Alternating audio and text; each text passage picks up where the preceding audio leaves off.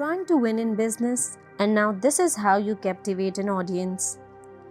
In this video, Simon Sinek explains that it is impossible to create an infinite game by playing the same finite game over and over again.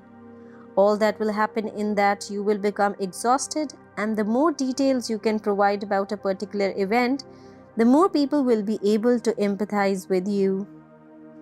In the mid-1980s, a philosopher and theologian by the name of James Carse defined these two kinds of games, finite games and infinite games. A finite game is defined as known players, fixed rules, and an agreed-upon objective. Football, baseball. There's always a beginning, middle, and an end, and if there's a winner, then necessarily there has to be a loser.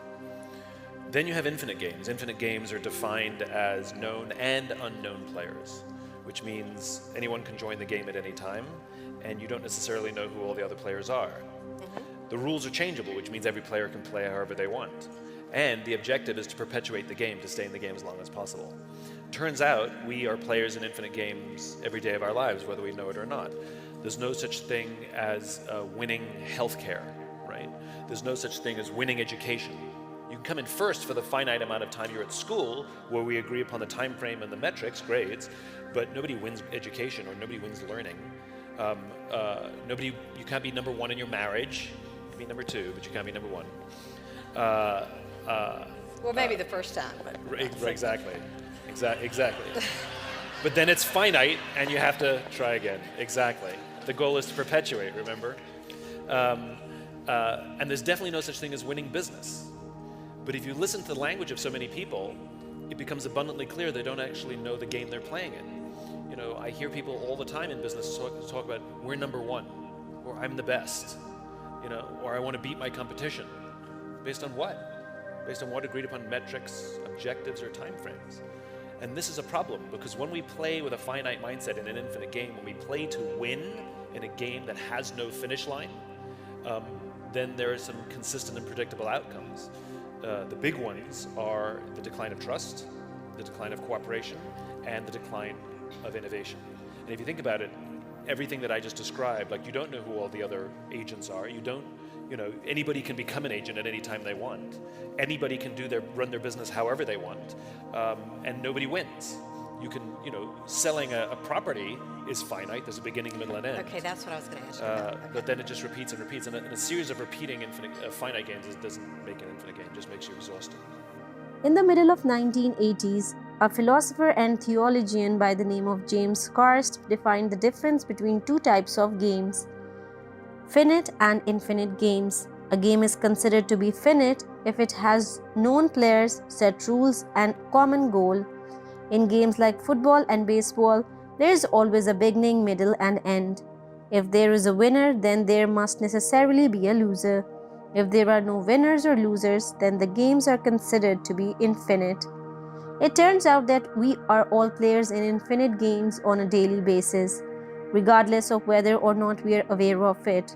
The definition of an infinite game includes both known and unknown players, which means that anyone can join the game at any time, and you may not necessarily know who all of that other players are. The more you can connect it to a real human being, the more you will feel it. And I'll prove it to you. Stalin said, the death of one man is a tragedy and the death of a million is a statistic, right? So I'll tell you two stories, both are true. Right now what we are witnessing in Europe is a horrible event of this war in Ukraine. And we see a proud people standing up to defend themselves against this oppressive regime that is invading their country unnecessarily. And the conservative estimates now are, I think the last one I read was about, 5,000 men and women killed, rising up against the despotic regime, right? That's a fact. Those are numbers. Now let me tell you another story.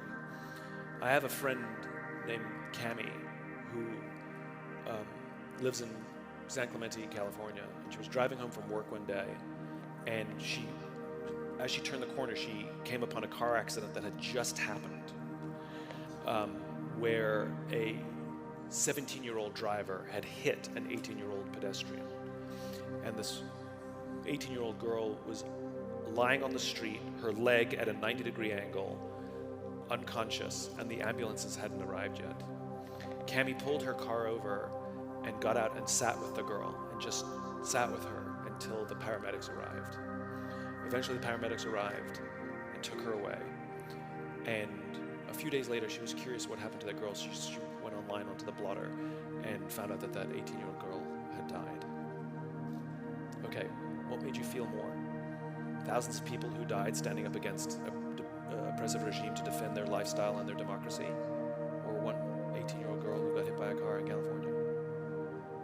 That's my point, which is when you tell a story about a specific person, you feel it way more than telling statistics of all the people you helped or all the homes you've sold. I don't care about how many homes you've sold or how many families you've helped. Tell me about the one you remember. You know, that's the one you tell. And when somebody says, "What can you do for me?" I've lived in this neighborhood for 30 years, and I have a greater knowledge of this neighborhood than anybody else, and I've sold more houses, and I'll get you the best deal. And then you get a cynical bastard like me who goes, "Your business model encourages you not to get me the best deal." I mean, that's the way I think. I apologize, because you want to keep the price up because that's what makes you more money. Like, I know, like, I get it, right? It's like therapists don't want to get you better because they get paid by the hour.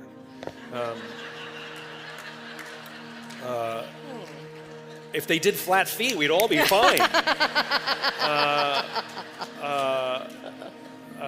But if you walk in and say, if somebody says, why should I do business with you, right?